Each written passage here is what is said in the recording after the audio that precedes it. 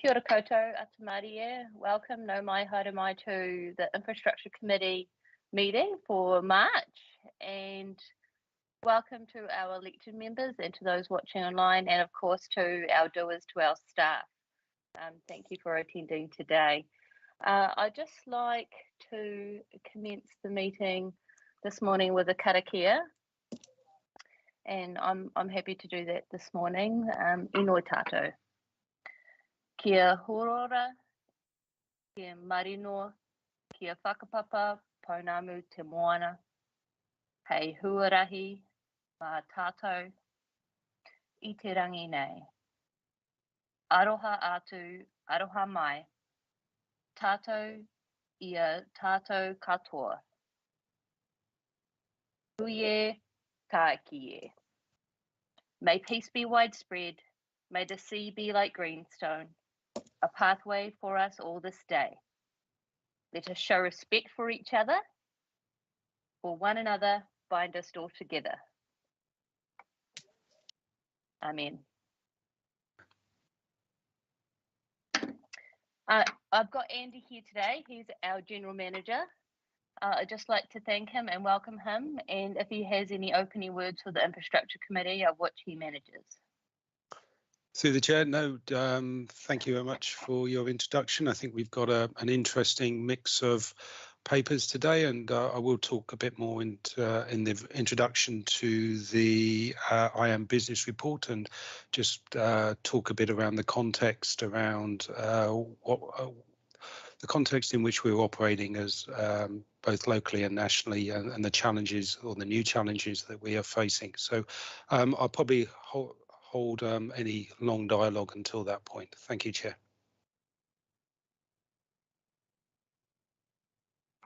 Thank you, Andy, and to the staff that you have online, and welcome Sean, our CEO, Atamarie. I see him online.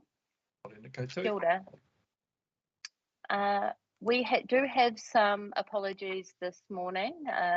We'll just bring that up. We have Councillor Smith and also Councillor Stratford, so I'm happy to move. Do we have a seconder? I'm happy to second, Madam Chair. Thank you, Councillor Vusic. We'll need to move that by division.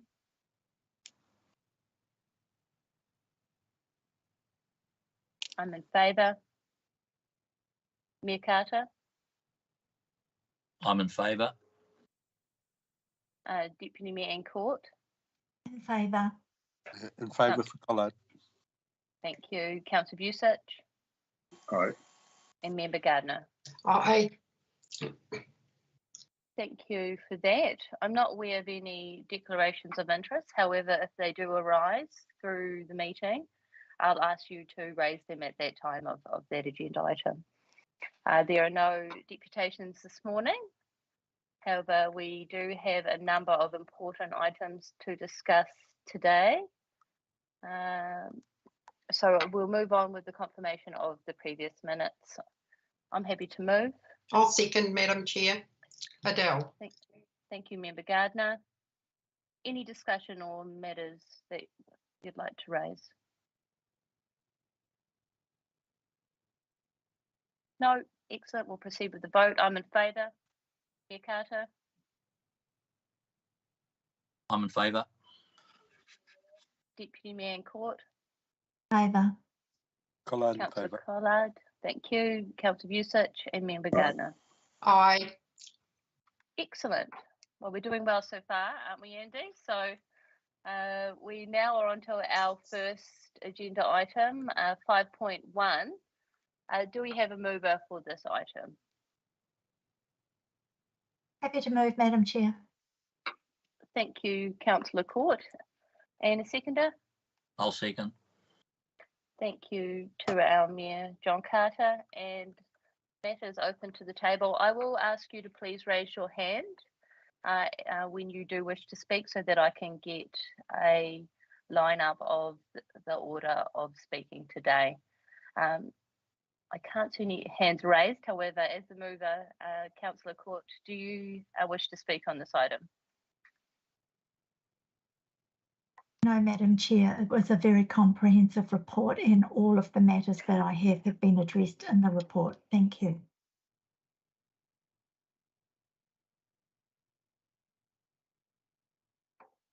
Goodness, so it might be a quick agenda item. I don't see any other hands raised. Or Councillor Collard.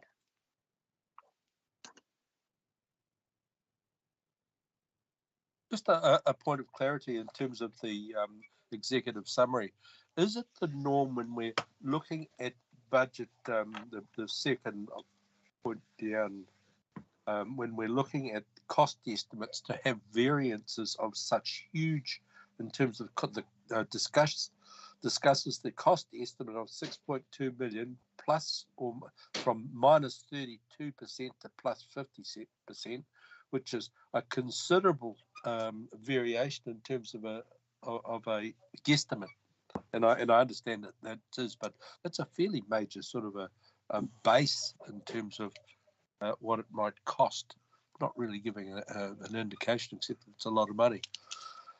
Is that the norm in these sorts of cases, or have I missed something here? Through the chair, if I may answer, at this point in a project, then there is and continues to be a significant amount of uncertainty around the cost of delivery, and as a project develops through the project life cycle, and the information provided is largely based on desktop studies and initial analysis, but as the project progresses through a life cycle, then the accuracy of estimate increases, and the margin of error does reduce. I see Ben Bowden, the report author, has turned his camera on, so I'm guessing he would like to add to that. So I'll hand over to Ben, and just thank Ben as one of our, probably I'll say one of our newer members of staff, but you've been here a while. But a great paper, thank you. Thanks, Andy. Yeah, as Andy said, this is common, so it was the same for Kaikoui and Kaitaia last year. And it will be the same for Hihi and any first stage economic assessments that we do for discharge to land going forward. And as Andy mentioned, once we progress, get to a preferred site and do on-site assessments, we're able to shorten that uncertainty or decrease that uncertainty. Thank you. Thank you, Ben, and thank you, Andy. Yeah, I was just concerned about the range of the cost. From 4.3 million to 9.3 is considerable. And I understand that the variations or the unknowns that are possibly there. So, no, thank you very much for the answer. Thank you. Councillor Busich is next, and then I also have a question. Yeah, thank you, Madam Chair. Yeah, thank you, David. That's something I get a bit upset about, such inaccuracies. But I sort of my thought on it is, given that we're currently going through a very high increase in prices and inflation is, especially in that contractor space, is increasing significantly. They're probably reasonably accurate in that regard. I do have a question though. As you'll be aware, is the discharge to land is something that is particularly important to local mana whenua. And I would have thought that, and this is by the way, it's a good report, and I would have thought that you've done a lot of work there, that given we are different than large cities, we have a lot of land around us, that these costs surely would be a bit cheaper. So is there a possibility of looking at land that can be set aside, and maybe it's under Manuka or something at the moment, and using that a bigger area, and then compensating on that basis, so your drainage requirements, being on the nature of the soil, is less? Have you considered that? Really, that's the question I have of you at this stage. Yeah, so as part of the desktop analysis, we have looked at those kinds of things where we're using. The only thing that we've kind of taken into account is we want a single owner or a group of owners to prevent arguments between owners, I guess, leading to a stalled out purchasing or leasing of that land.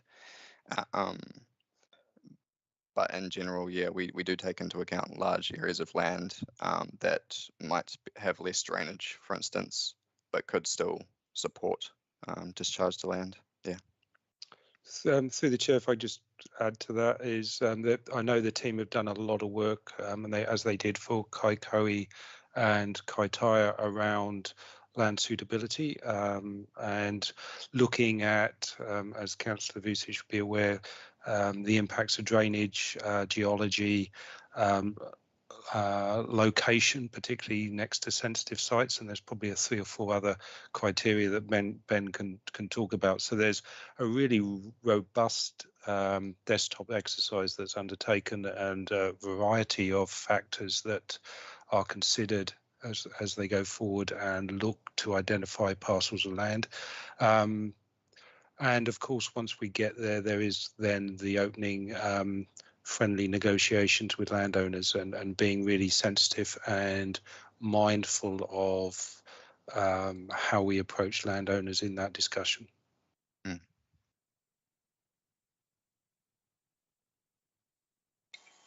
Thank you, Andy. I see that Adele Gardner has her hand raised. However, I'll ask my question first. I can't see any other elected members following Adele. My question, thank you, Ben, relates to on page 22 and 23. First of all, I just want to thank you for the report. It was really comprehensive, and I think that's reflective of the fact that we're not asking a lot of questions about such an important matter. I really like the table that you've got there that looks at the financial years. I know that Kaio is a flood zone and doesn't have a really high population density. So the way that we rate, I like it how it's presented in a table, and currently being per scheme for capital infrastructure. I can see why for a scheme like Kaio, how changing to land disposal would be very unaffordable. However, my question really relates to the new Three Waters reform storm, and how all of our consents, this is one example for change of disposal to land, how that's relating to the Three Waters reform, because I know that that's the direction from central government about potentially taking it over and a change to how it's charged. But with us now doing all of our consents for potentially not doing land disposal, how is that being approached, or are there any questions about that from the Three Waters entity? Pick that up. Right, Madam Chair. On this topic, we and several other waters topics that are operational at the moment, we Andy Finch and I spoke with the National Transition Unit, Marlon Bridge, and Jim Sefton, who was Kaipara but is now working for that National Transition Unit. For elected members, everything I'm about to say is with full respect to the fact that this council is still opposed to the amalgamation of waters in its full form, and this council seeks some significant amendments to that, so we take our political leadership's calls on that. But in the background, to try and keep all options open, we've had exactly the conversation that you've just asked about, and it's a very clear answer from the NTU. They're saying we understand that you can't afford some of these big ticket items, but you need to know that we probably could. That doesn't mean that they'll be approved, but it does mean that when you get a massive balance sheet for entity A, which can be leveraged with significant borrowings and at reduced interest rates over extended periods of borrowing, that we can smooth the rates out for individual ratepayers to levels which are not the ones that are on this paper. The problem that we have is that it's very early in the transition and we don't have the decision makers amassed, let alone the policy. So I don't know that CAIO is the obvious one, given the numbers are so massive. I don't think it's the obvious one for us to test them on, but I know that Andy Finch has got eyes on for some of the bigger resource consents that are coming up, and I know that he will keep Blair engaged with the NTU on exactly the question you've raised. It's highly relevant at the moment. Through the chair, if I can also just add, we have crafted the resolution that doesn't preclude further investigation. So the second part of the resolution tasks the team around continuing desktop studies to identify potential disposal to land sites, and then once that's complete, potentially coming back to committee at some point in the future, just asking whether they wish to proceed with doing further work to test those sites further for suitability and progress in advance of a new water entity. So it is an ongoing discussion, whilst the existing recommendation is related to the proposed regional plan requirements about testing for economic viability. We haven't closed the door in the long term around disposal to land options. Thank you so much for that response, Andy. Also, I can see our new CEO, Blair, is online. Morena Blair. I understand you'd like to comment, and then Adele also has a question.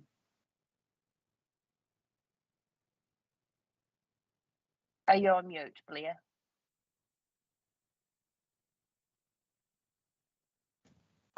Yeah, thank you, Madam Chair. Comments would be similar to what Sean said, but with a caveat. This report at the moment doesn't pick up the cost for land. And what I have found when dealing with this across a couple of other entities is there is an extreme reluctance. In other words, the best land for land disposal is actually your highly productive farmland, which you could do avocado or anything else on. Your marginal land is absolutely hopeless because the current rules around 2 millimetre a day irrigation just mean the size of land is basically, as a ballpark, compare the size of your settlement and you need a similar size of land to that for your land disposal. In other words, you almost have to treat it as if it was a residential lot in a rural area. They would need 5,000 squares, so you multiply that by every section in town and you start getting an idea of the area plus the buffer zones. I am nervous if the idea is that we apply for a consent, but we haven't identified that area of land because we're raising expectations that we will proceed with an area of land. We've actually earmarked. It is worthwhile, as Ben and Andy talked about, that we continue those discussions to try and identify. But I would say it's awkward for the council to meet expectations of the community to have a land disposal area if you have not already earmarked. And I only have to look at the challenges, whether it is Mangawai, which I am familiar with. They struggled with actually getting an area of land for disposal. I look at Carterton, I look at Featherston, and I look at some of the ones around that at the moment, Martin to Bulls. None of those areas have managed to find land, or the land is so expensive that it is actually more than, I mean, when you're paying for Martin to Bulls, you're looking at 13 million for land. That makes that cost there for CAIO seem light. In other words, the land is twice at least what you're actually paying for that, plus the pipeline to get out there. Thank you. Thank you, Blair, and I really like it how you gave those case study examples, and I'm sure our staff are aware of that, and we'll be working under you accordingly to address it. Member Gardner, can you please turn your camera on? Thank you, Madam Chair. A great report, thank you so much. On page 35, which is, I was reading that little bit about the combined land and water discharge. So is that worth considering, and has there been a cost analysis done with that, please? Or desktop analysis, I should say. So for now, we've only assessed a full discharge to land, but a partial discharge to land is potentially appropriate, and will take some of that wastewater out of the waterways. But discussions with like the Runanga about the cultural aspects of taking the wastewater fully out of the waterways versus a partial discharge is something that needs to be worked through before we can consider it further. Thank you, Ben. Excellent, and thank you for your questions today. So that brings our questions to a conclusion. I'd like to bring up the vote. I'm in favour. Mayor Carter.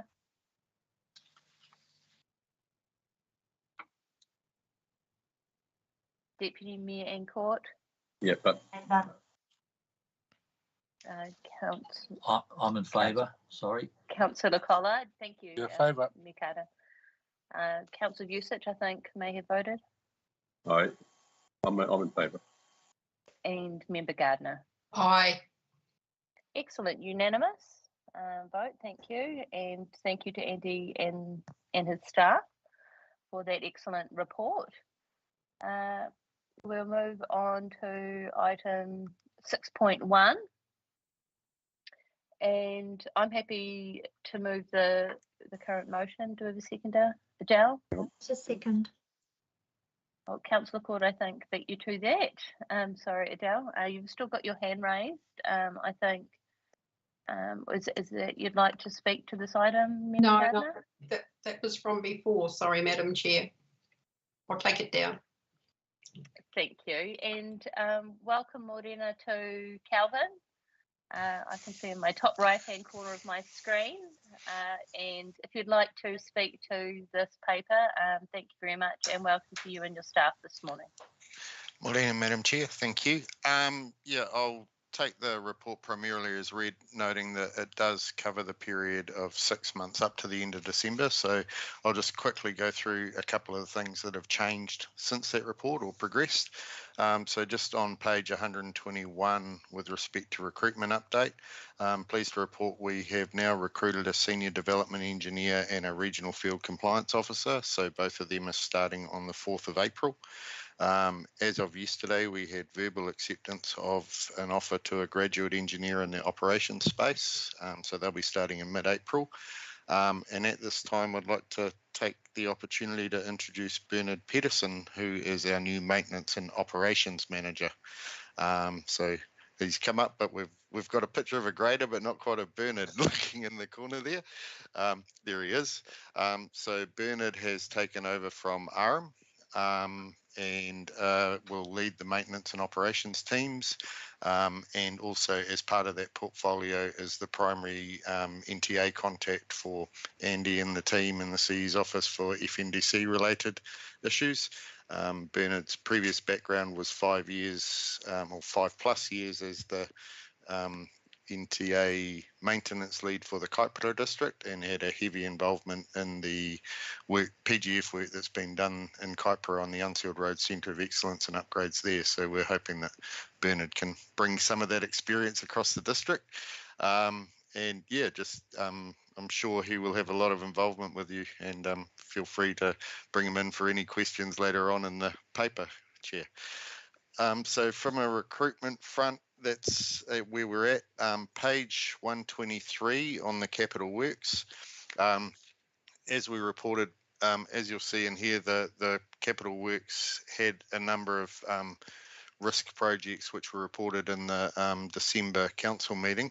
Pleased to report that at the end of February, the red risks have reduced to 3.7 million, so down to 19%. So as we've got more clarity of scope, we've been able to take a number of these smaller projects from red to orange or green. Orange are now sitting at 7.7 million, which is about 39% of the program, noting that with those orange, portions of that value will be delivered. It's just we haven't gone into that level of detail in this report, but Andy has provided an individual detail report as part of the forecasting, and that's resulted in the will be delivered green values moving up to 8.1 million or 42% of the program. As we've mentioned back in December, the intent is to still deliver the entire 3-year program within the 3-year period. So while we've had the slow start because of the funding issues and confirmation, we're still confident, supply chain and COVID dependent, obviously, that we'll be able to deliver that program as it sits and as was reported to council back in December. Moving on to maintenance and ops, the rainfall we've had recently is a bit of a blessing and a curse. So we've obviously had some significant damage across parts of the network that contractors are responding to at the moment. But with the rainfall, it means we've now got more ground moisture, meaning we can really start to fully commence our autumn season unsealed road improvement programs, heavy metaling, and reinstate all the full grading of the entire network, noting that there was an increase in grading activities in February following the cyclone that occurred. Sorry, I've lost my little page. 2 more things. Hokianga Ferry. So just to bring awareness to elected members, there was a period of about 3 weeks in mid-February, early March, where we suspended the fare taking on the ferry in line with what we previously did through level 3 and 4 of COVID. And that was a result of the obviously higher transmission risks through fare taking that would come to the crew, and it was part of their business continuity to ensure we could continue to maintain that service. I think the fare loss on that period is approximately 3,000 to 4,000 a week, and so that's been managed within the existing operational budgets. And yesterday we received confirmation from Wakatahi that the passenger ferry fares, not the vehicle, but passenger ferry fares, will be included as part of the 3-month 50% passenger transport fare subsidy from the 1st of April. So we've been going back and forth a little bit just to get that confirmation, but that came through yesterday. We've got to work with the ferry operators and a bit of comms around it over the coming weeks just to clarify that the vehicle fares aren't included in that. So it's the passenger only transport component as we understand it at this stage. And the final update really is around the corridor access team. We're continuing to see really high workloads in that area. We've got a very new team. There's been some turnover in that area and due to internal promotions and retirements. And we've got 2 vacancies at the moment that are proving quite difficult to fill in the current market, so the team is under quite a bit of pressure. We've engaged external consultant resource to assist, and we're looking at different options of how we can attract candidates to those roles. There is the added complication in this area that under the current memorandum of understanding structure of the NTA, there are difficulties delegating the statutory obligations to someone who's not an FNDC employee or not a WDC. So we've got meetings with legal tomorrow to actually work through some of the implications of that and how we address that, so that we can make sure that we're continuing to provide that service. And I think that is pretty much all from a summary perspective. So happy to take any questions, Madam Chair. Thank you, Calvin, and nice to meet your new staff member today, Bernard. I can see, although we can't see his face, I can see he's there. If we've got any questions to direct through Calvin to Bernard, there he is with his grader. Kia ora, Bernard. We're very lucky to have you as part of our staff, particularly with your background and expertise in unsealed roads. Very topical for the Far North. And Councillor Radich isn't here today, but it'll be great for him to meet you as well, because unsealed roads is one of his passions as well. So our lineup this morning, Councillor Usich was first, following that Councillor Court and Councillor Collard. Thank you. Yeah, thank you, Madam Chair, and thank you, Kelvin, for the report. Just as an aside, Director Bernard and his expertise in metal roads, so I'm pleased to actually have you on board. But the question I do have just very quickly, and I'll pose the other one first after at the same time, and that is the rain. Yes, it has mixed blessings, and yes, it does allow for the watering of the road so that it can do better dressing. But one thing that has been done in the past is we use water carts, and we use the good weather and the good dry weather as well when we actually roll the roads and do all those things. I'm just wondering, I'm sure it may be a bit more expensive, but I think given some of the state of the roads that showed up over the dry summer period, it might be something, I wouldn't mind you answering the question on why that can't be done. The second, but the main concern I have, and it's sort of what was raised yesterday, and that is the health and safety, the lowering of our level of service through the dropping of the speed limits, which is what Kotahi's doing that, and we're doing that, and we have no choice to do that, because you look at the road deaths, and on page, I know this is a favourite topic for Anne as well, but on page 120, we have 60% of Northland's 33 road deaths in 2021 occurred on state highway network. I've had complaints, numerous complaints from truck drivers who actually are, in fact, we had a bit of a complaint session, as I've recently made a trip south and discovered just how bad our roads are in a truck. Drive it in a truck and you'll really see it. And one guy delivered some stuff and he said, oh, that's okay, that's a six-wheeler. The two-wheeler I brought this up, it's even worse. The six-wheeler's not so bad and the four-wheeler's better still in terms of the ride. But it's a shocking space, and I'm really concerned that our roads are deteriorating, state highways, which is crucial for our services. And when I look at our deaths, that's 16.9, if I'm doing a quick maths, almost 17 deaths per 100,000, whereas the national average, doing some calculations, about 6.2. That's over 100% higher. Therefore, I'm saying, well, yes, we have to lower the roads, but in lowering those road speeds, are we going to get, and I can't see how any other way around this, we will actually get a lower level of service and the funding will drop as well. Are we entering into a downward spiral? That's the question. Thank you. So through the chair, I'll only be able to reiterate what I said yesterday in the policy meeting. I strongly encourage these questions and feedback to be raised by elected members through the speed limit review consultation process with Waka Kotahi. It is a discussion that needs to be brought to the forefront with them as we're hearing from elected members. We have had assurance from a local road perspective that the funding related to the individual roads relates to the classification of the road, being primary collector, secondary collector, arterial, and not necessarily the speed limit. And those classifications are based more on kilometres travelled and number of vehicles as opposed to the speed that those vehicles are doing.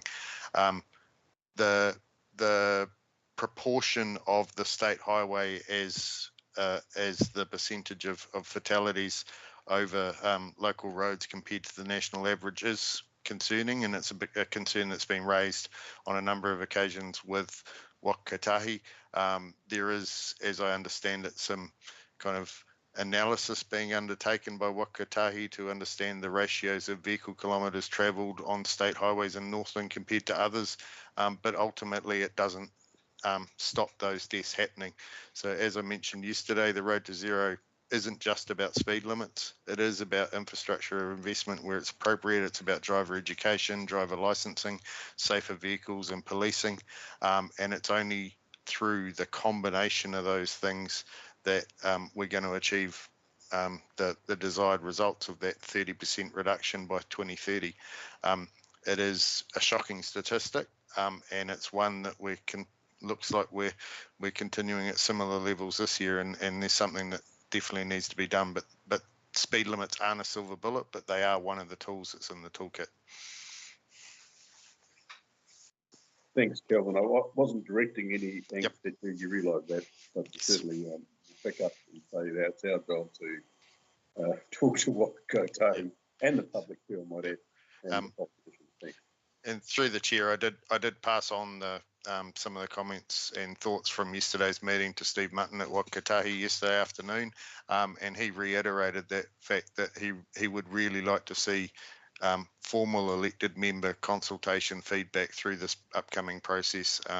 It's what it's designed to do, and it's what he's encouraging all Northland elected members to and the freight industry and all the other interested stakeholders to contribute to that process.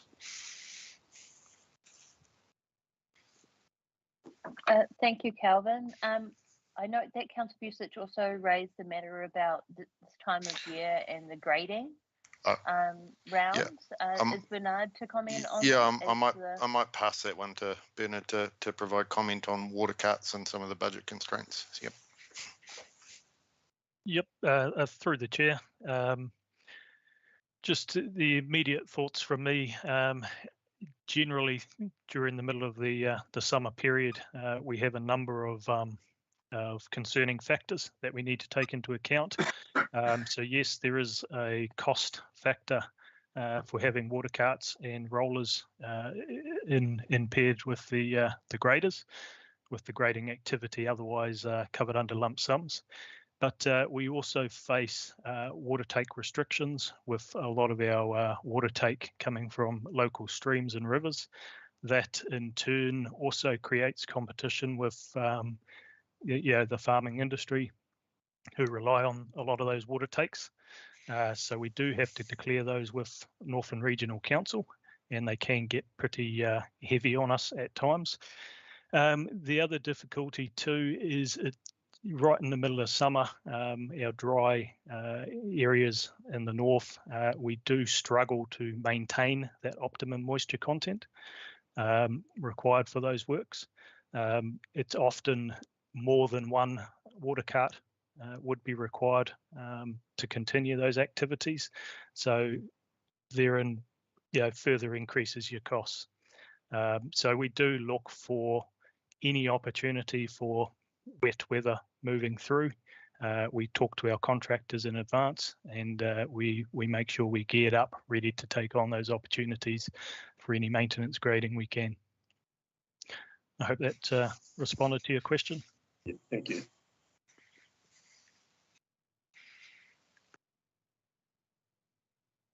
Councillor Court, then Councillor Collard, followed by Member Gardner, and then Mayor Carter. Thank you, Madam Chair, and welcome, Bernard. Bernard and I are not strangers. We've known each other for many, many years, and you are a wonderful addition to the far north, to the NTA. And as I said to you last time we spoke, welcome to the dark side. This is where all the fun happens. Thank you. So it's great to have you here. I also highlighted the deaths and serious injuries, but I will bypass that, Madam Chair, as Councillor Busich has raised that. But I would like to point out that I think it's disingenuous to suggest that lowering of the speed limits is not linked to investment. And I direct that comment to Waka Kotahi, not to our amazing NTA, who are doing what I consider to be an exemplary job with really challenging physical conditions.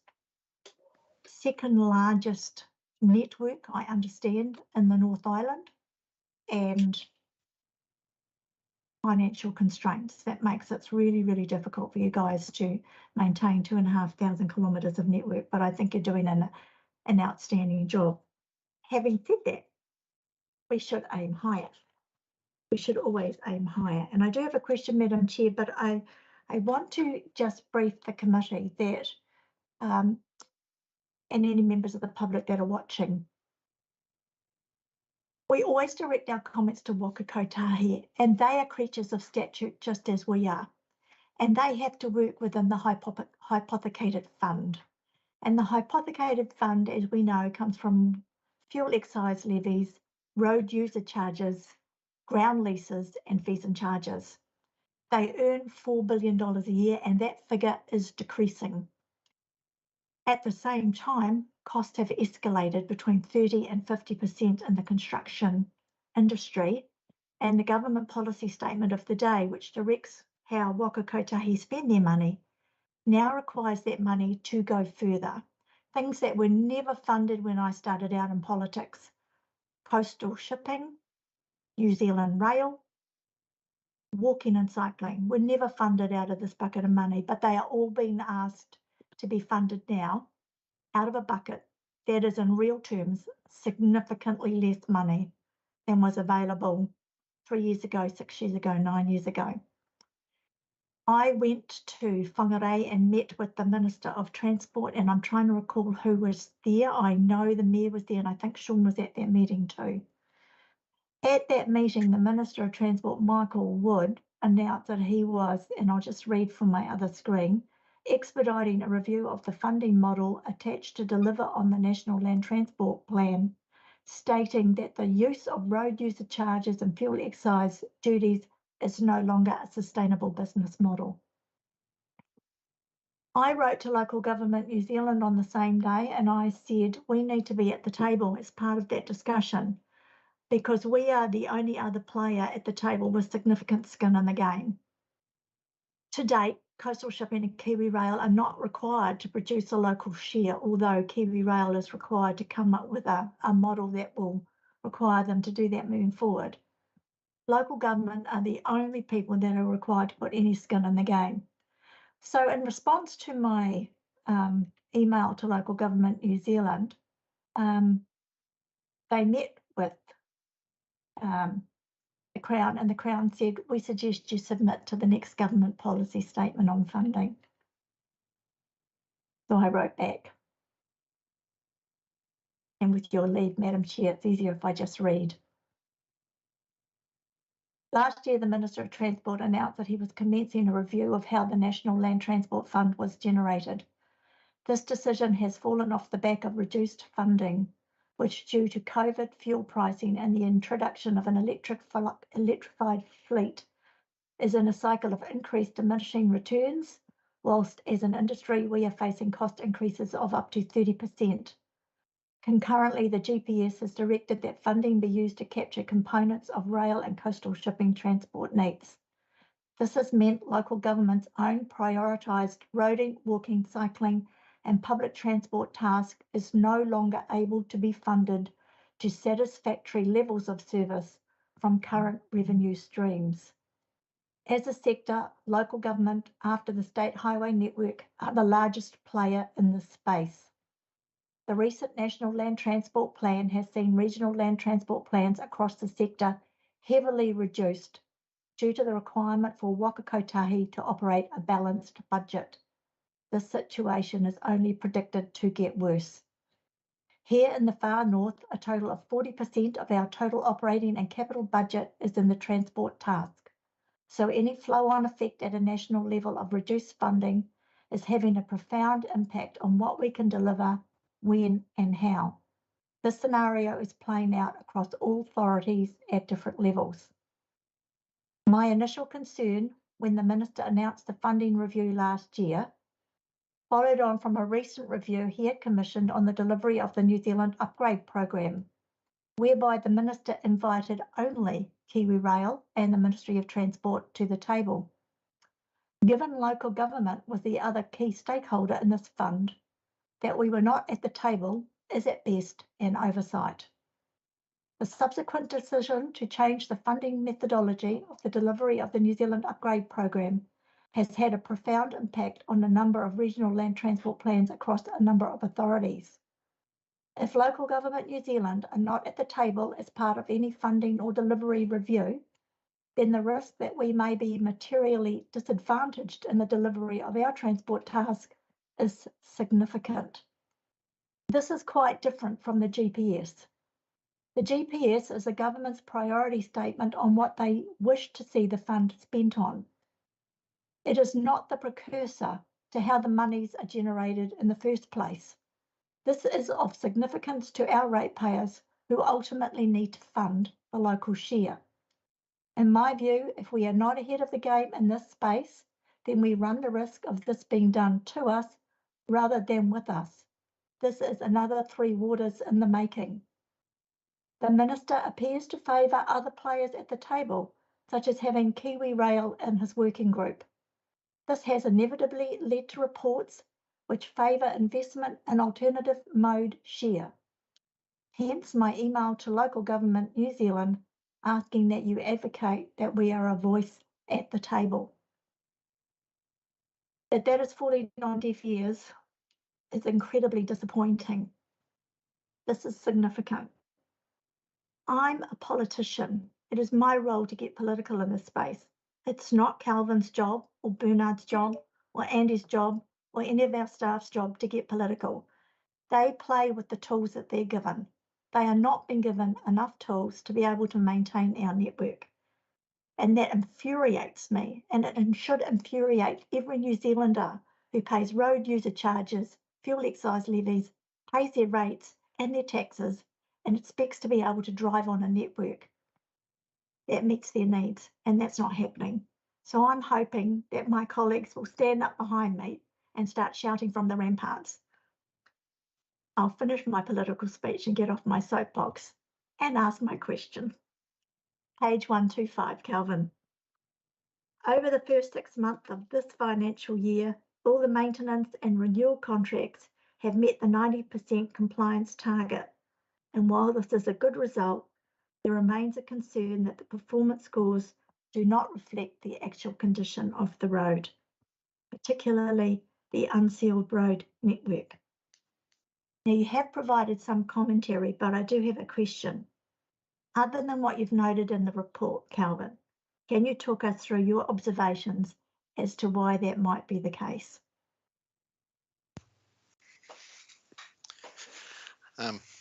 Through the chair, thank you, Councillor Court. I think generally the statement is one reflective of the feedback we're getting of the community, is that the unsealed road network in particular is not at a consistent standard that meets the levels of service. As you've mentioned, there are funding constraints in this area, which do impact, and the type of terrain we're dealing with, along with I guess a history of a quite reactive approach across Northland to how we would deal with the unsealed road network, what I think Aram has previously described as the salt and pepper shaker approach, which was you have a complaint, so you go and shake some metal on it, and that will keep it graded, and that will keep it fine for the next 3 to 6 months, and then we have the same recurring issue. I've asked Bernard to pull together a paper for the next infrastructure committee to provide elected members with some quite more detailed background of what the Centre of Excellence and Unsealed Road Network Upgrade Program actually involves, and what the outcomes of it are. And effectively, putting it in layman's terms, it's about giving an unsealed road a birthday. It's going through and treating it as a piece of road, not a piece of dirt with some metal on top, looking at the drainage, looking at the crossfalls, looking at the water tables, and actually going through and addressing that piece of road with the intent not only to fix it in the short term, but to give it a longer life, to give it a period of life that is manageable and understood. And in the long term, part of the real benefit of this is reducing the long-term maintenance costs by doing it once and doing it right, which means we're therefore able to spread that maintenance cost further across, maintenance expenditure further across the network.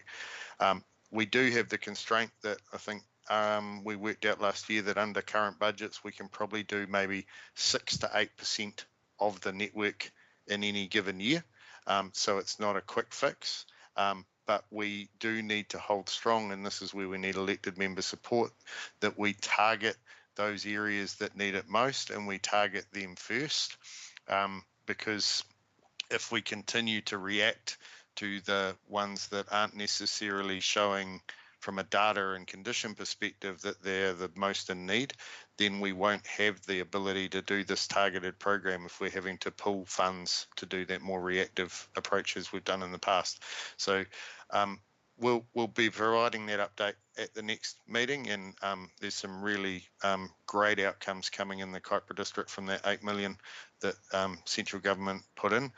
We have had an increase to the unsealed funding for this 3-year cycle in our maintenance budgets. It's not as much as we asked for, but it is more than we've had previously. So really hopeful that with Bernard's experience in this area and working with our maintenance teams and our contractors, that we'll start seeing that difference here. But I mean, coming back to the point, of the actual KPMs, the KPMs measure things that are quantitative, that are like response times, like the fact that an audit has been completed, those sorts of things. What we've found as a result of that 3-year review that RM did, underneath those KPMs are some indicators of the things that contribute to it, where we might be we're looking at using the leverage of the contract to increase focus on some of those areas. Obviously, if you're failing in your inspection cycle and you're failing in your response times to defects on the unsealed road network, those 2 key areas will heavily contribute to the condition of the unsealed road, but they may not contribute significantly enough to fail the KPM audit. So it's those sorts of things we're looking at about how we can use our existing budgets, our improved methodology and tweaks to the KPM framework to get those better outcomes.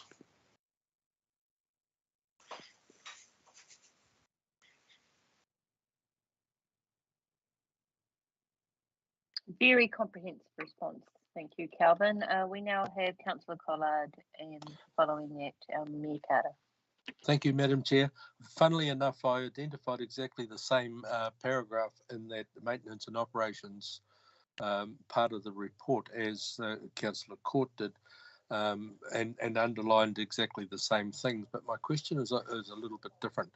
You know, as we go through the year, we have the same roads, and I can talk about Te Hiku because I do know that intimately. The same roads popping up all the time, and if I were to had to list a couple or a list of however long you wanted, you know, straight away we'd probably start off at Te Hapua Road, Diggers Valley Road, Waitahui Road, Parapara Road, recently Spain's Road, Henderson Bay. So there's a whole heap of them that continue to pop up, and it would seem that it's what happens is that us as elected members are targeted to get these fixed, and that we don't. I certainly don't see that as our job. But what I'm wondering is the inspection program falling short, and as a result, the response times and people feeling neglected on unsafe roads, and probably the most recent one being Te Hapua. Are we know that these roads are coming up at particular times of the year when there is traffic on them. You know, if you look at Waitahui or Diggers Valley in terms of logging trucks, Parapara Road in terms of that hill that they're always moaning their tits off about. All these things need to be done, but we need to be identified and action taken. Is there anything in place that will look after this as a seasonal type problem, taking into account what Calvin has already said, and I applaud that. If that works, that'll be absolutely great. Through the chair, yeah. I think the presentation in the next meeting will hopefully provide elected members with some comfort that we do have a strategy and plan around this area.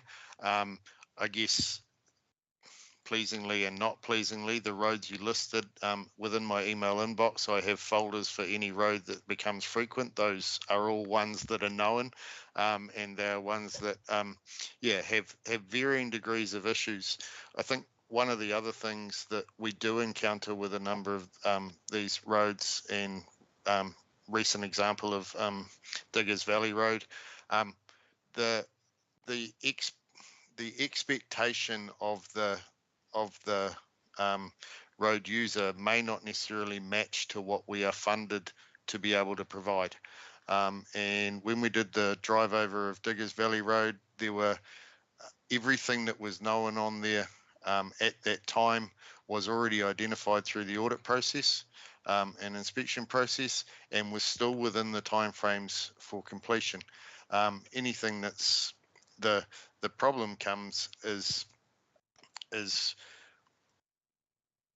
in a number of these cases, the ultimate outcome being sought is for the road to be sealed. And unfortunately, that is not something we're able to do, as you're well aware, right across the network. So our approach with the unsealed network, as we'll explain next month, is around how to best build and hold those roads in a state so we don't get the degradation over summer, we don't get the issues in winter of washout and the likes, because they're built properly and they have the right engineering components to them. We're dealing with quite a historic lag in terms of how these roads have got to the state they're at, and it's not a quick fix to pull them back. But I would imagine that those roads you listed would be high on the priority list of the ones that are the 6 to 8% each year in terms of being done. And in saying that, we don't, to make sure we spread things as far as we can, we won't be going and giving the entire 20-kilometre section of a road that treatment. We'll be targeting those areas that need it most. Very much like we do in the seal extensions. You don't completely seal the entire road just because you've chosen that road. You target the sections that need it. We're I would say cautiously optimistic that as this program rolls out and progresses, that some of these areas that have been troubled for a number of years will become less of a pain and less of a issue, both for the road users themselves, but also elected members and staff. Because rest assured, we don't like hearing the same complaints. Our contractors take pride in trying to do their works. And finally, just in your question about the inspection regime, I believe within the monthly ops report, there's a full report for each of the contracts on the inspections completed and inspections scheduled for March or for the next month. So yeah, we have a great deal of confidence when we go out and do a complaint response. The first thing we investigate was when it was last inspected. We investigate what it was found, and we look at the timings, and very rarely are we finding anything out there that the inspection hasn't picked up. Our biggest constraint often comes as the misconception that these are lump sum contracts, and that means that the contractors have an obligation to fix everything. Unfortunately, there are a number of defects that they find that are outside that lump sum that council have to prioritise, and we have to give approval, and we can't fix everything through those processes.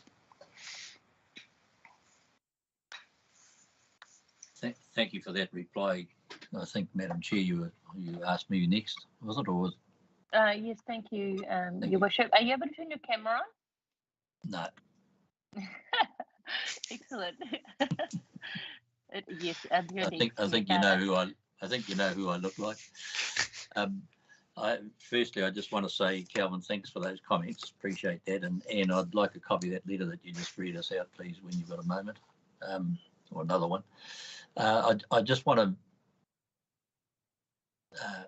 perhaps, I don't know quite how to put this, but the reality is that we're underfunded. The roading is underfunded.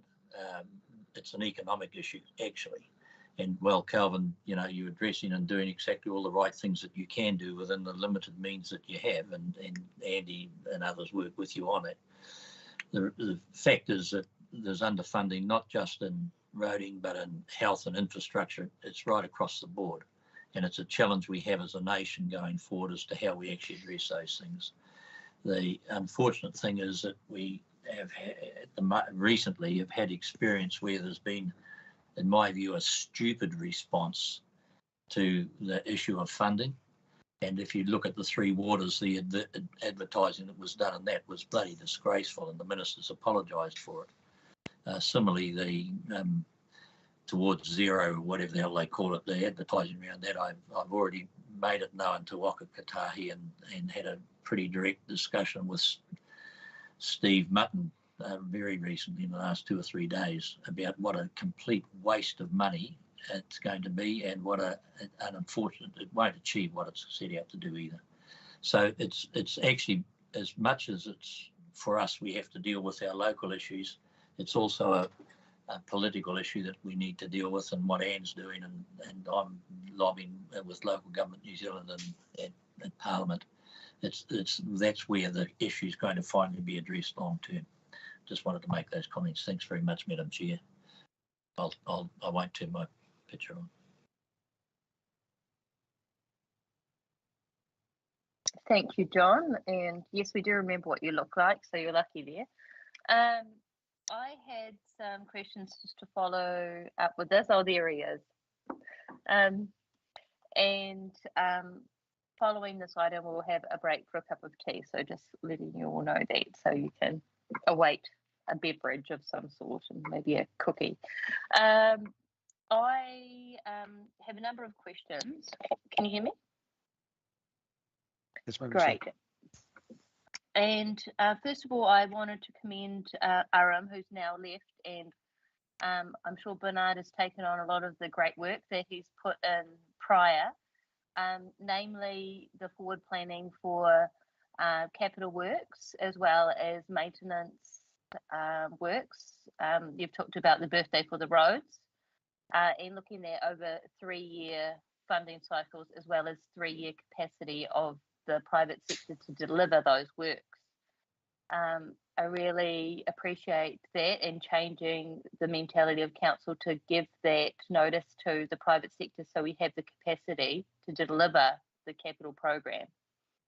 I just wanted to query that to Bernard and how that will work with the birthday for the roads in terms of the heavy metalling and water tables in particular for our unsealed roading, drainage, and then the road stays good. So as a farmer's daughter, that's the first thing that I was taught about having any laneways on the farm. So that's one question I had for Bernard. The second question I have is about traction seals for hills. The example of Parapara Road Hill has been brought up, but it's not about one road in particular. It's actually about how we approach steep gradients, and if we'll be looking at traction seals for steep parts of the road, and if that will get us good bang for the buck. And the other further to that is bridge approaches and exits for sealing relating to that infrastructure. And lastly, and in the far north in particular for Bernard, our bridge renewals program. We have a huge backlog of bridge renewals for our district, and one bridge, Waitangi Bridge, has been highlighted from NZTA, Waka Kotahi, but we have a lot of local bridges as well, huge decades and decades of long of catch up for those renewals. I think I would like to know how many bridges we're going to be renewing over the next 3 years as well. The last one about inspections and audits is the frequency of inspections and audits of the coastal destinations during the summer season. And do we need to increase the number of inspections for those coastal destinations? With Councillor Collard named Henderson Bay, Rarua Beach, Te Hapua. We have a lot of coastal locations in summer where the road is degraded because of the high traffic numbers. And can we increase the number of inspections, and can we apply under the TIF funding to get those roads sealed? Thank you. I might just start, if you don't mind, Madam Chair, because a number of those areas fall outside Bernard's remit of maintenance and ops.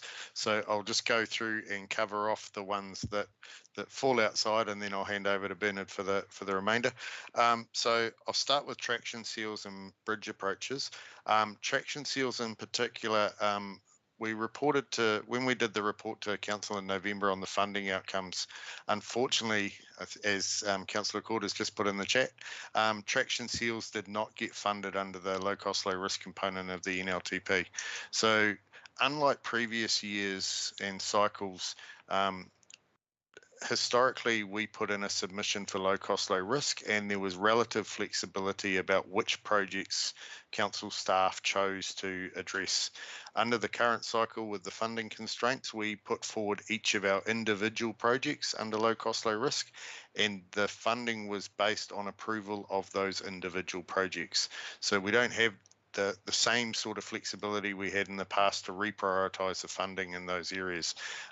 We're continuing to push, and the asset management team are continuing to work with Wakatai to see if there's any available surplus funding that we can redirect to traction seals and bridge approaches. But at present, they're not funded under the subsidy funding, which is a concern and a problem. In line with that, the current unsubsidised program is targeted obviously at dust mitigation, which means most of these traction seal areas rank lowly in that dust mitigation area because they don't have the house frontages and the likes on those sections. So it's kind of a double edge in that respect. When it comes to bridge renewals, I will have a talk to Greg Monteith and Shakeem about getting a 3-year program update in the next Infrastructure Committee meeting. We're doing a lot of work in that space, but again, it is a funding thing. There are a number of, as you've pointed out, several issues across the network and several bridges in need of repair or replacement. But if we'll put forward that program so elected members are aware of what is programmed. And then I think the other two, which was around the 3-year program for heavy metalling and ability to change inspection frequencies, I will hand over to Bernard. Thank you. Through you, Chair. Firstly, thank you for singing the right song there. Drainage, drainage, drainage. If you don't get the drainage right to begin with, you're off to a very bad start. So I think for the most part, your answers will be responded to at the next Infrastructure Committee meeting. But and I think Calvin gave it a pretty good introduction in his earlier response. But the Centre of Excellence, the way we look at it is with the vast majority of our roading network in Northland being unsealed. We want to look at our unsealed roads no differently to how we would our sealed roads. They're of equal value to us. In some cases, they're of more value to a vast majority of our ratepayers who use that network. So in that, we do have a long-term renewal program that we're developing. This gives us a good long view, 25-year view of where we're going to require our repeat applications, our repeat treatments on those roads. And basically the philosophy, like I said, we see it no differently to our sealed network. The plan is to get in there a year ahead, undertake some of those drainage works, vegetation cut back, improve those failing culverts, fix up our water channels, get all that right, so that the following year, the following season, we can come straight in, apply our unsealed improvement, and we've got as Calvin referred earlier, a birthday treatment completed. Now, I do want us to start stepping away from the old language of heavy metalling. Heavy metalling was when we used to go in and dump material 100 mil thick across a road and walk away. under the Centre of Excellence process, we go in and we test pit our roads. We try to understand what we've got to begin with. We undertake scalar tests to see what that strength is, and from that we develop a design, and that design tells us exactly what that road needs to improve it to the level of service we're trying to achieve. So with that in mind, I'm trying to change that language, like I said, over to what we see as an unsealed rehabilitation treatment, as opposed to heavy metalling.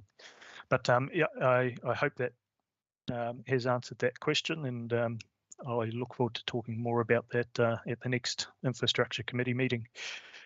Now, with regards to the inspections, we do have built into the contract the ability to change those inspection frequencies. However, we have to be aware that by increasing inspections here, it's an offset where we need to decrease inspections elsewhere. So we've got to be prepared to play that game unless we can find the funding to pay for those increased inspections outside of the existing lump sums. So yes, we do have that ability. It's something we can look at and revisit, but we just have to be aware of those offsets and potential increase in costs.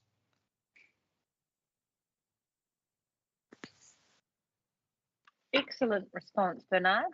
And noted, I'll talk about base course depth instead of heavy metalling. So that brings us to a conclusion. Excellent information, and thank you so much for your expertise, Bernard and Calvin.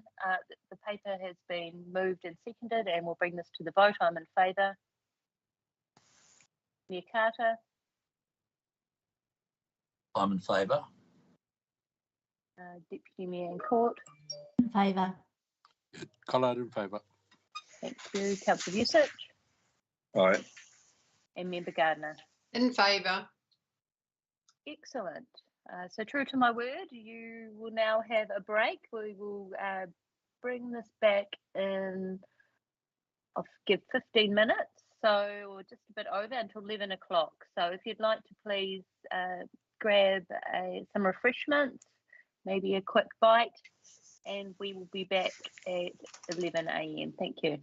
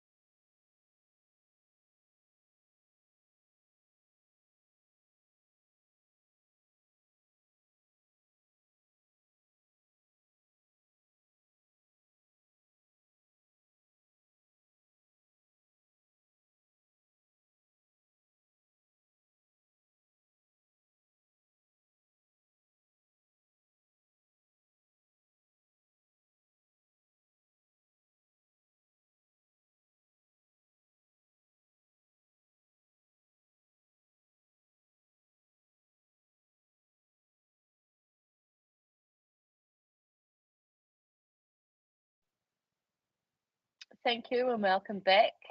We've just had a quick break and we'll get right back into it. We've got 6.2 being the monthly infrastructure and asset management report.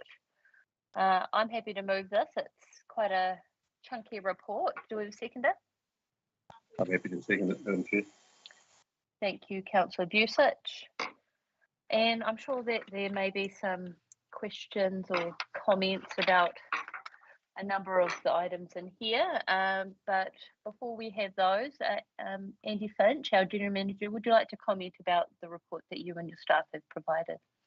Yeah, thank you, Madam Chair. This is the asset management IAMS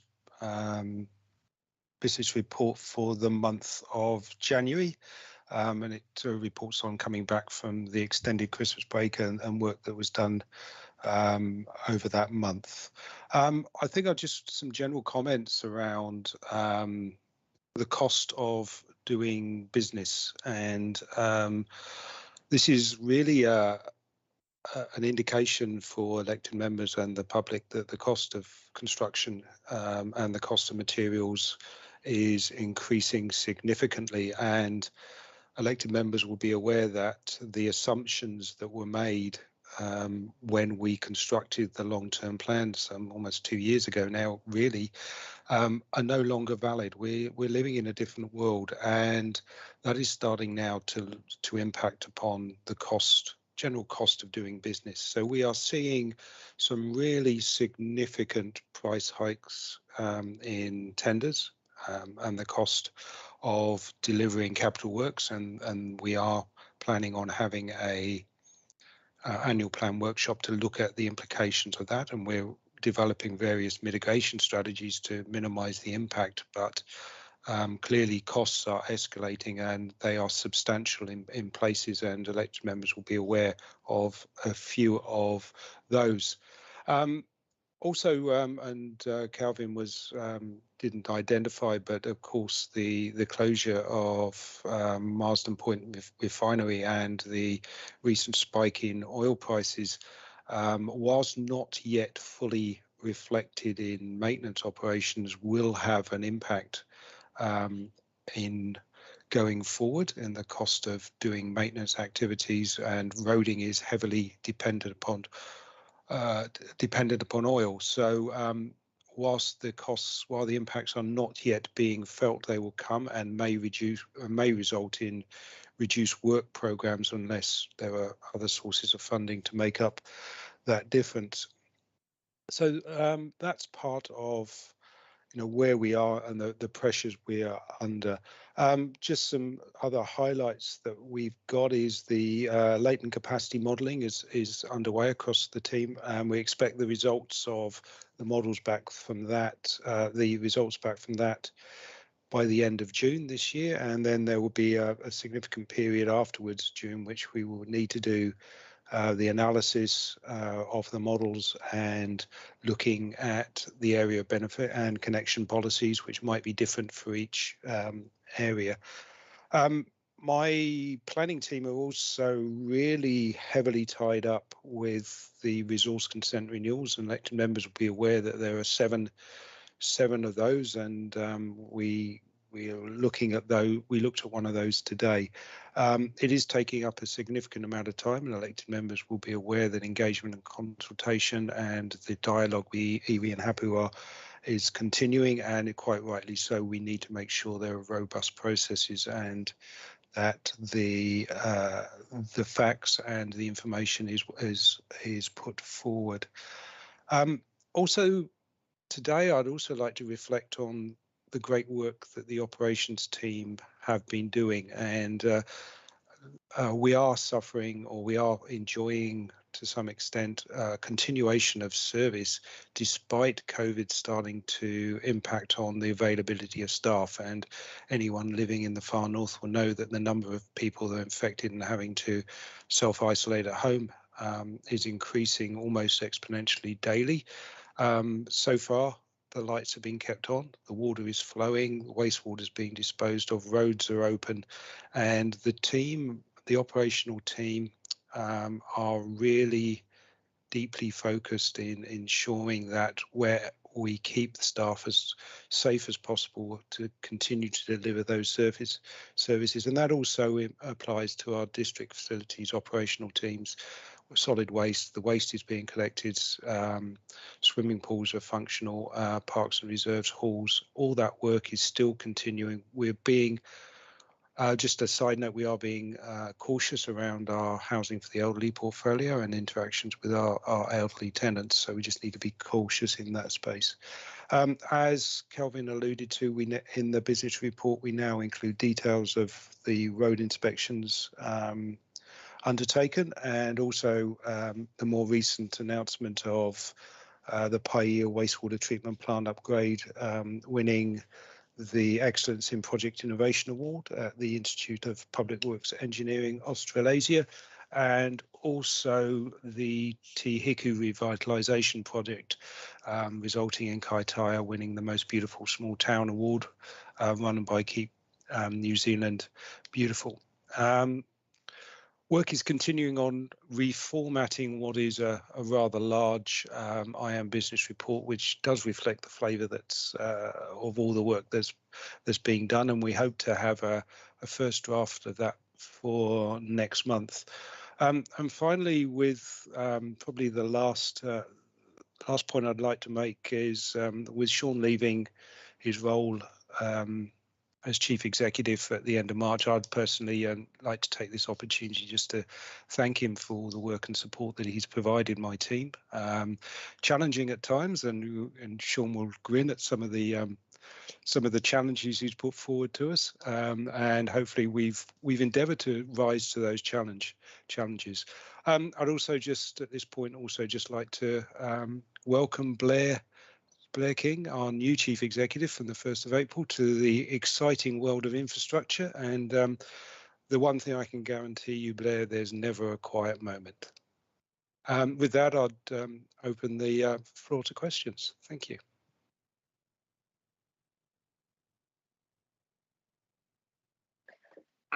Excellent. Thank you so much for that overview. And yes, thank you so much, Sean. This is our last committee meeting. I'd like to also support the sentiment of that.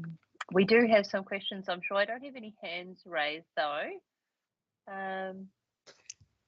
Yes, I do now. So we've got Councillor Vucic who's up first, and followed by Councillor Collard.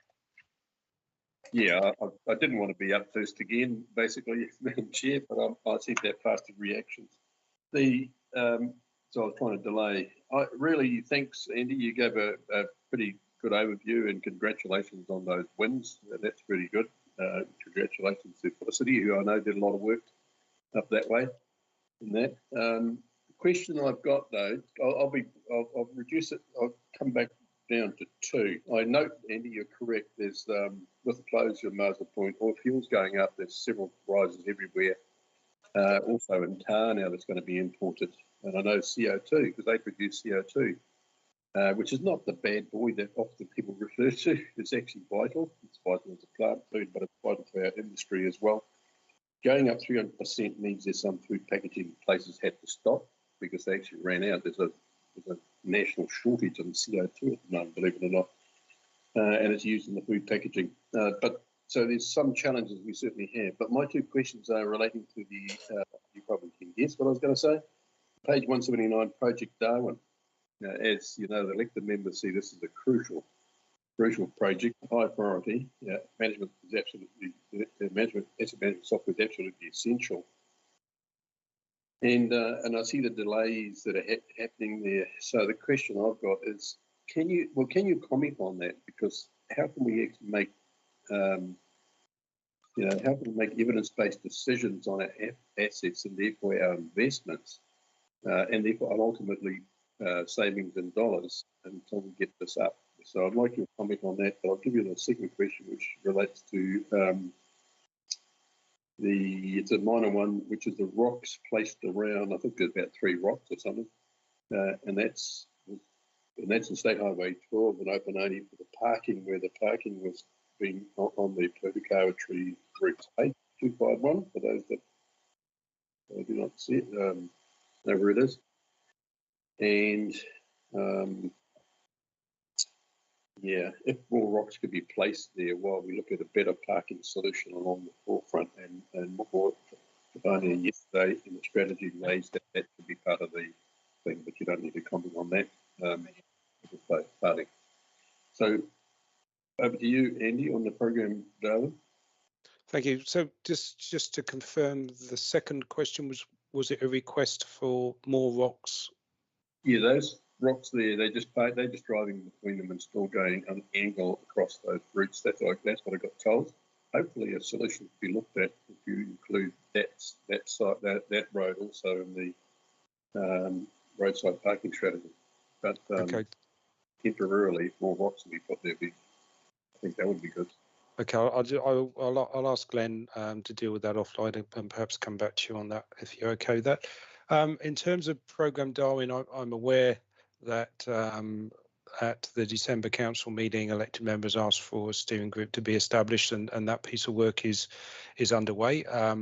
SLT have also asked for some regular updates, and Programme Darwin is and continues to be a high priority for staff to continue to deliver.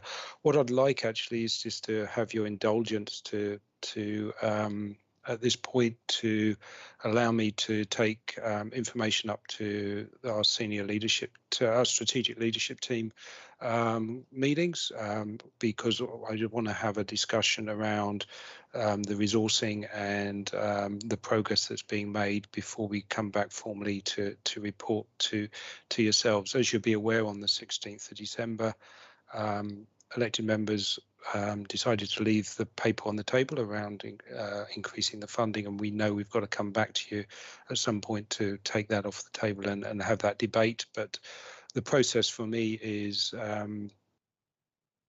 how we are. The process for me is to get agreement from the SLT, get the steering group meeting up and running with your elected member representation, and then bring a paper back to get a resolution on the way forward. Helen's sent a note just saying she can happily talk about where we are in terms of the asset management process at the moment, if that would be helpful.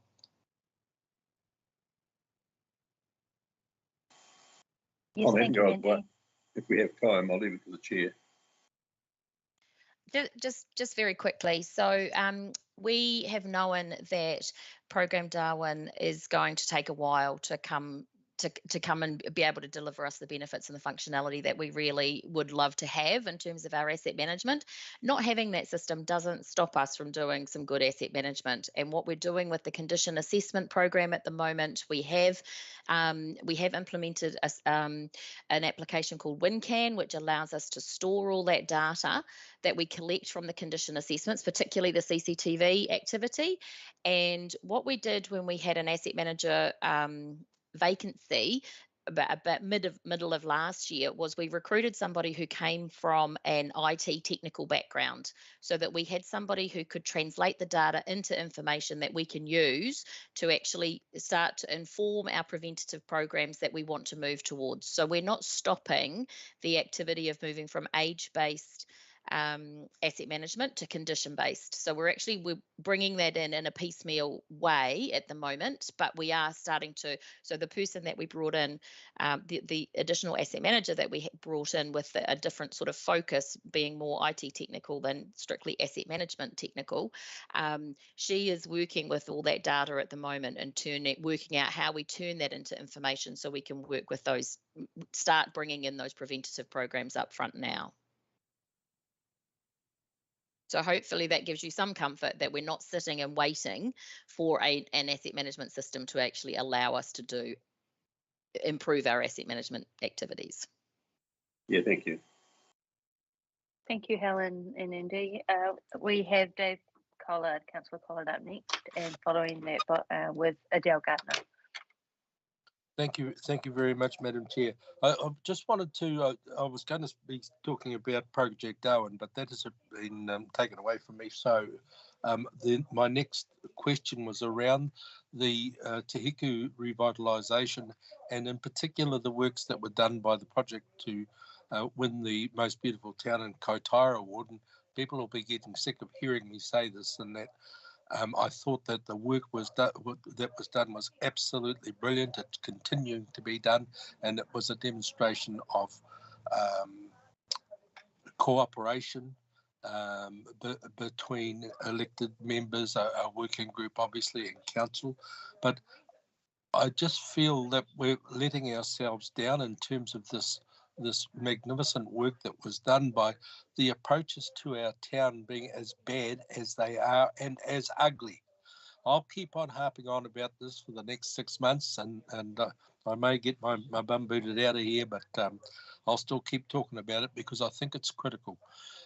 Here we have the north entrance into town past the old toll building where we had trouble with the footpath. The footpath is almost brand new. It's 12 months old, and it just looks like nobody cares. Absolutely. And I'm not talking about the piece between the fence and the footpath. I'm probably more referring to the footpath on the side of the road. There probably needs to be culverts in there so that it can easily be maintained as it is outside Collard Tavern. We also have up on Donald's Road, similar things there in terms of non-maintenance of the sides of the road. It absolutely looks terrible. I think there's an area on the Kaitaia Road, just out of town off Pukapoto Road, where it's similar things. And if we're going to put ourselves in place with most beautiful town, we must do the whole job, not just a piece of it. It's not just about the park in town or the barbecue or the skate park or the hump track. It's about the whole thing, and I think that we're really shooting ourselves in the foot if we're not completing that job. And once again, I say thank you to everybody for the work that has been done up to date. But let's try and get it finished. Is that something we can do? So through the chair, Bernard's still online, so I'm sure he's been scribbling notes in terms of assets that fall under the NTA's remit. But Councillor Collard would be aware that a lot of the approaches to Kaitaia are state highway, but I'm sure we can have a conversation. And I would also identify that the Waka Kotahi do have a call centre, so you can lodge issues with them directly. But my staff would be happy to do that if you want to convey those issues to us, and we'll load them onto the Waka Kotahi call centre comments line, for want of a better. I was going to use word complaints, but comments would probably be thank you, more appropriate.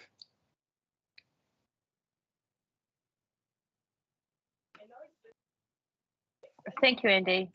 Yeah, I think a weed eater and a spray would go a long way in terms of that. And I'm a bit busy to get out there with my tractor at the moment, so we better lodge that complaint. So we've got Member Gardner next. Thank you, Madam Chair. And this report is a very comprehensive report, and it's really a great account to the ratepayer. However, I would like to raise through this forum and ask if there's any reporting mechanism that we can have on the land drainage districts, please, in this report that can be accountable to our hundreds of ratepayers that live on these land drainage districts. And I, for one, sat through the 3 meetings, the land drainage meetings on Monday. I am on one of the committees, but I sat through the other 2, listening to the same frustrations. So is there any way that we can have a report on this, that possibly a mechanism to report on this through this particular forum, please? Thank you. Through the chair, I acknowledge Member Gardner's comments around the work on the drainage district, and Glenn Raynham, who attended those meetings, probably also conveyed his frustration to me about how the progress was not as prompt as we would all like. So we have had that conversation around how we can actually capture the drainage district work programs in the IAM business report going forward. Might not get it next month, but it is an objective that we start to flag a progress report on those, the projects that need to be done and the progress in achieving those, to give elected members and particularly the farmers and communities that sit on the drainage boards some assurance that we've got this under control. Thank you so much, Andy. I really appreciate that if that can happen. Thank you.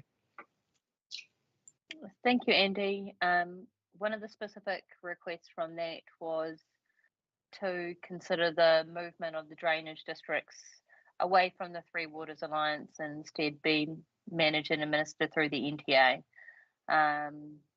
just because of the frustrations with the systems. I'm also very excited that our new CEO is a farmer and is an engineer and has experience in kaipara, and I'm sure has extensive experience with drainage from all of that background he has. So I will be asking him some questions about drainage also, and maybe some site visits would be appreciated. So watch out, Blair. You're welcome, and we will have a site visit hopefully to take a look at those with Member Gardner and I. We have Councillor Court next, and then I also have a question. Thank you, Madam Chair. I don't actually have any questions, just some observations. This is a great report. It's your go-to report for when you get an inquiry or you've got something going on in your brain. Where are we up to with Program Darwin, or where are we up to with our bridge renewals program? It's all in here, and I just would love to find a better way to get some of this information out in front of our ratepayers to identify how big a deal we are, what we've got on our plate, which is huge, and what amazing people we have working for us. And I just wanted to particularly point out the report from Ventia, where the guy had COVID and he was in isolation, and he managed to knock up this entire amazing report from a tent. And I just think that that's worthy of a bouquet. So I just wanted to point that out, that this is an amazing report, and everything you need to know or want to know is in here. And why we're, I guess it's in our nature that we feel we haven't done our job unless we've found something to pick on or criticise or find a question. I think it's equally important that we do a huge shout out for all the amazing stuff that's going on. So I just wanted to do that. Thank you, Madam Chair.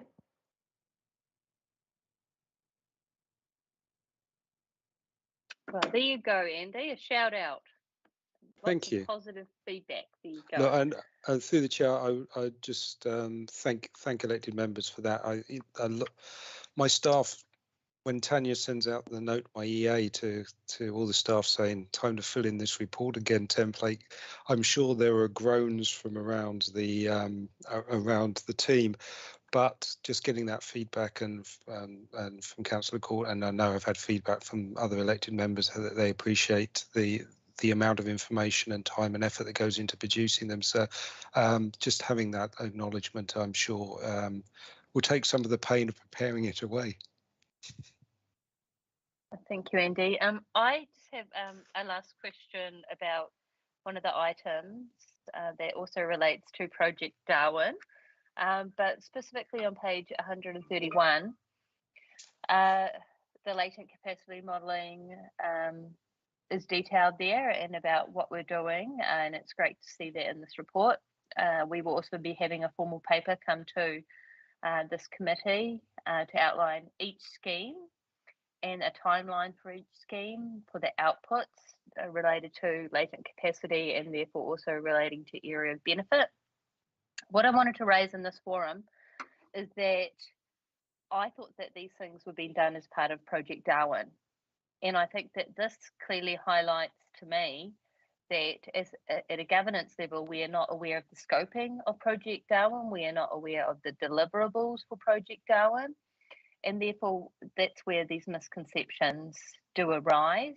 And I think the scoping of any project is very important, that elected members are aware of what that scoping is, and if that is indeed the intent of governance for the deliverables and the costs and the timelines associated with that project.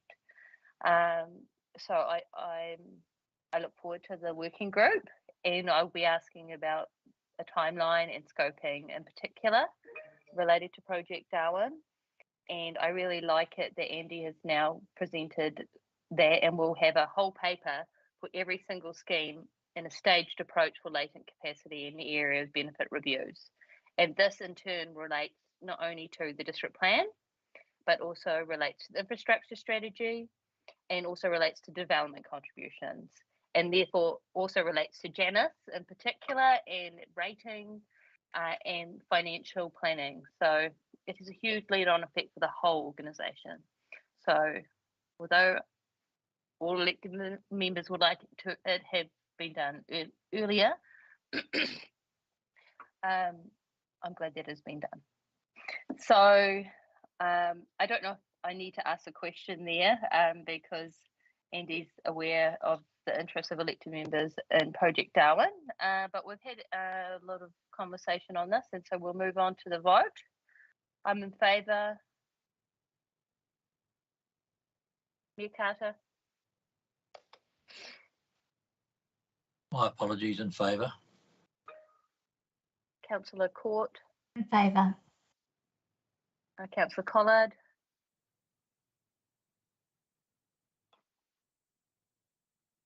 In favour. Thank you. Member Busich? Aye. Councillor Busich and Member Gardner? In favour. Thank you. That brings us to our last item before we move into public exclusion, being the action sheet. I'm happy to move. I'll second, Madam Chair. Thank you, Mayor Carter. And Madam Chair, just can I just move just for what distracted me in the last vote was I was just reading the announcement made by the Prime Minister. So vaccination passports and all that have disappeared. Now I'll circulate this so everybody can be updated, but it's quite significant. Thank you. Thank you. Yeah, that is significant. And thank you for circulating it. Does anyone have any items they'd like to raise about the paper? No? Excellent. Okay, we'll move to the vote. I'm in favour. And I'm in favour. Thank you. Deputy Mayor? Favour. Yeah, Collard in favour. Thank you. Councillor Busich? Aye. And Member Gardner? In favour. Excellent. We'll now move into public exclusion. I'm happy to do that. We'll just wait for our governance ladies. I'm in favour, so Mayor Carter, to move into public exclusion. Yes, I'm in favour. Through the chair, may I have a seconder for that motion, Madam Chair? I'll second. Thank you.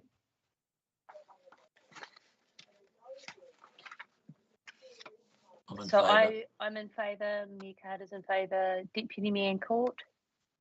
Favour. Collard in Councillor favour. Collard, Busich? Aye. And Member Gardner? Just hold while we end the live stream, Madam Chair.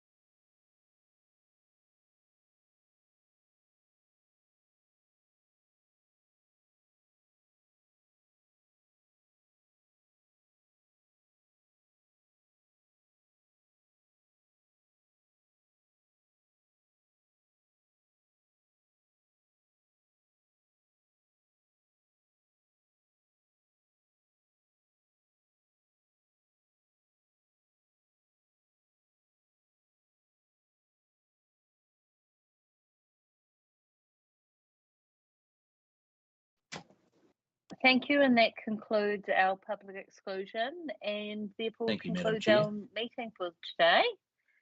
Thank you, Your Worship, and thank you to our staff.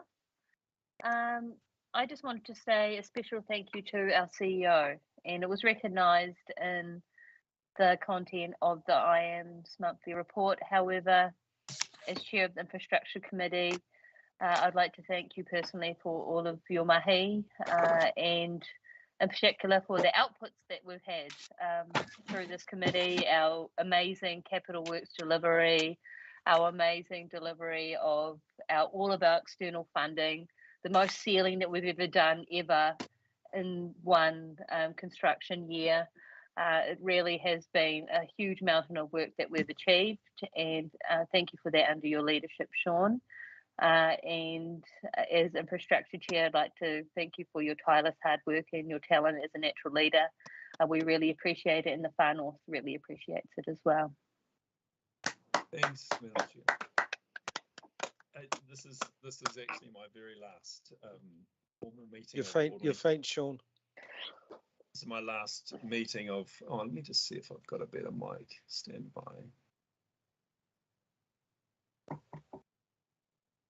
Is that better? That's better. This is my last meeting at ordinary council meetings or committees alike, so I'm feeling mildly emotional. Thinking I'm about to. Do you have to end the meeting, Councillor? It'll be all over when you do. But I just want to reflect on the comments you made. This has been a really ambitious council over a really ambitious half decade, and I hope everyone's taken time to pat themselves on the back, because really good governance and extraordinarily busy ops is made for an amazing outcome.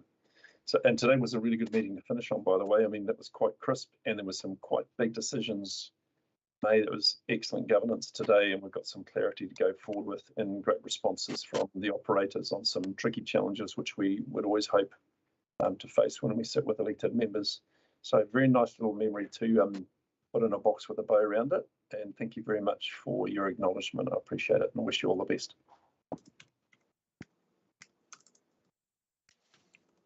Ngā mihi, Sean, and we can now close our meeting for the day. I do have a karakia here, but being Sean's last meeting, I'd like to open the floor for him to do the karakia, not only to this meeting, but to his last meeting as our CEO, just to clear the air, and I'm sure to give recognition to his huge chapter and his huge contribution to this organisation. Ngā mihi. I think he's just getting a karakia.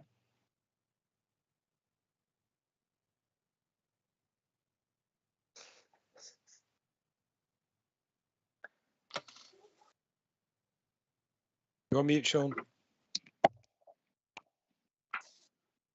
Wouldn't that be embarrassing if I was given such an honour and didn't have my karakia with me? So I might defer to someone else who might do that for us. And I'm looking to my loyal Darren Edwards as a possibility. Thanks, Sean. Be an honour. Ingoa tātou. Kia tau ki tātou katoa. Te ata whai o te tātou riki a ihu karaiti me te arahoa o te atua me te whiwhingatanga a tahitanga ki te wairua tapu a ke amene. Amen.